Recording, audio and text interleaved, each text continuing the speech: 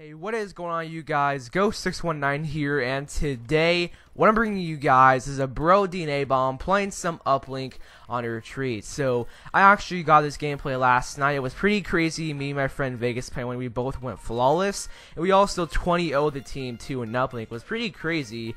We were both just slaying out while our teammates were just playing the OBJ. So the game before this, Vegas played one got a DNA bomb, and in that game I actually died 9 off. So it was almost a bro DNA bomb, but he got back-to-back DNAs, which was pretty cool. So that is the gameplay, a bro DNA bomb. So hopefully you guys will enjoy it. So in today's video, guys, what I'm going to go over is what Sledgehammer can do to make their next Call of Duty better. So whether it being AW2 or a brand new series to Call of Duty, I just want to go over some things in AW they could improve on. So before I go ahead and start things off, guys, if you have any ideas of what they can improve on, make sure you comment those down below. I would love to see what you guys would say. So the first thing they could do is take out skill-based matchmaking or tone it down. So the big thing in AW is, of course, skill-based matchmaking.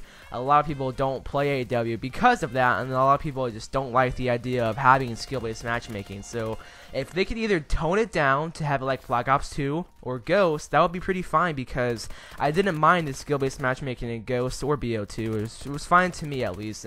Or they could just take out skill-based matchmaking completely. And I do think that they have to do something with skill-based matchmaking in the next game. So hopefully they will do something with it. Hopefully they won't just leave it as it is, because in AW I don't like skill-based matchmaking at all in AW. So the next thing is they could take out the exosuits, or you just tone them down to meaning, like, you don't move as fast as you did in AW, and you don't like jump 20 feet in the air. So like it could be probably sort of like how BO3's movement system is, because in BO3 all the movements look very subtle and calm. They don't look very chaotic how AW is, because with Advanced Warfare, gunfights are constantly up in the air. You're constantly sliding, moving, jumping, dashing, boost slamming everywhere you go. And with Black Ops 3, from the gameplay that I'm seeing from the YouTubers, I'm pretty sure you guys can relate to this too, because I'm pretty sure all of you guys have seen Black Ops 3 multiplayer footage. But from the BO3 footage I'm seeing, the gunfights are mostly on the ground, which that's very nice,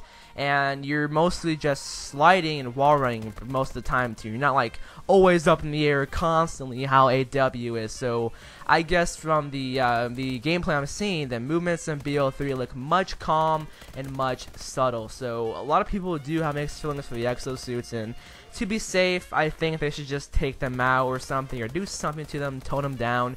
And I know that the exosuits add something new, and that's pretty unique to Call of Duty. But playing Call of Duty the traditional way, boots on the ground, is much better in my opinion. So the next thing they can improve on from Advanced Warfare is weapon variety and gun balancing. There can't just be 2 guns everybody uses. Of course, you guys all know with Advanced Warfare, every game you go into, there's at least going to be 1 bow and 1 ASM1.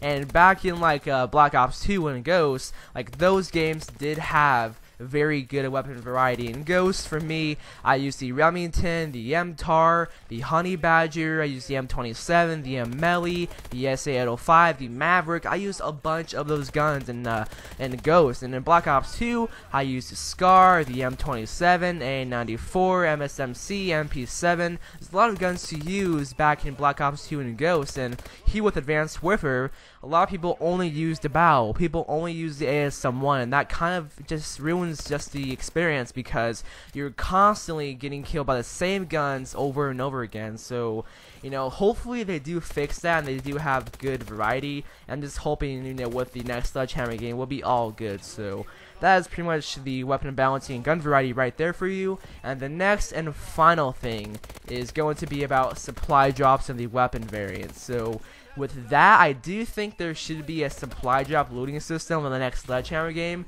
but to make it fair, I don't think there should be weapon variants that have stat increases / decreases. And instead of that, I think that having cosmetic variants would be much better. So they actually did this with the AK-12 in this game. They have the AK-12G, which is the Ghost AK, and doesn't have any stat increases or decreases at all. All it has is just a different look. It has a different camo and different iron sights, and I like how they did that, and that also shows that they can have cosmetic variants. So say that with the next Sledgehammer game, the the AK-12 returns, and what they can do is have an AK-47 variant for the one from MW2. They could have an A94 variant. They could have a COD 4 AK-47 in that game too as well. Just the same gun but different look. Nothing is going to change except the look of the gun, the iron sights and stuff, and I do think that would be pretty sick as well as pretty nostalgic too. So that was pretty much everything, guys. Hopefully you all enjoyed it. Remember, comment down below what you think